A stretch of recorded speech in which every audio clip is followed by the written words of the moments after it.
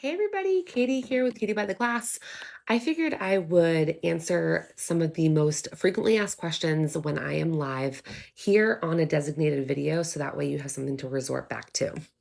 Probably the number one question that's asked all the time is where I get my Tumblr press, and that is Sassy Dame Designs. They are linked to my link tree, and if you mention Katie by the Glass at checkout, she gives you a free gift plus free shipping. Next up is time and temp. I am comfortable anywhere between 356 and 365. I do it for 65 seconds aside. I'll do the top, the bottom, and then I'll blast the edges anywhere between like 15 and 30 seconds so I can get a clean, crisp line with no ghosting. I like blue heat tape. I'm not a fan of the yellow. Blue works for me. I have two Epson EcoTank 15,000s. That is my sublimation printers that I have converted with sublimation ink. And I have recently started using Printer Jack ink that I'm very, very happy with. The paper that I use is A sub paper.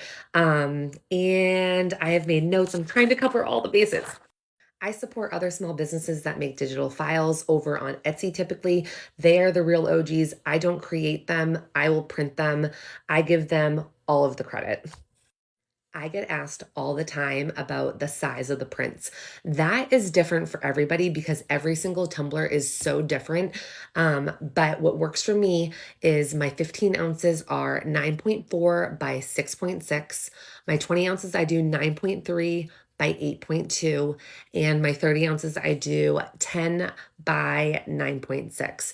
Again, every single tumbler is different. It might be different by a centimeter, 2 centimeters, however it is, but that's just what works for me. As far as where I get my tumblers, which I get asked that all the time, that is the one thing that I actually don't disclose. There is still a shortage going on with product, and it took me and a friend of mine so incredibly long to find this top quality tumbler vendor. And it's not for me to be any sort of way. Sometimes people don't really quite understand why I don't share that information. I think it's really important for a small business owner to do the research, YouTube, Google, all of the things. It sometimes takes a lot of trial and error to make sure that it's right, but it's very rewarding in the end to be able to find the best of the best for yourself, in my opinion. Join Facebook groups, connect with others, find yourself a small business bestie. I'm telling you, you will not regret it.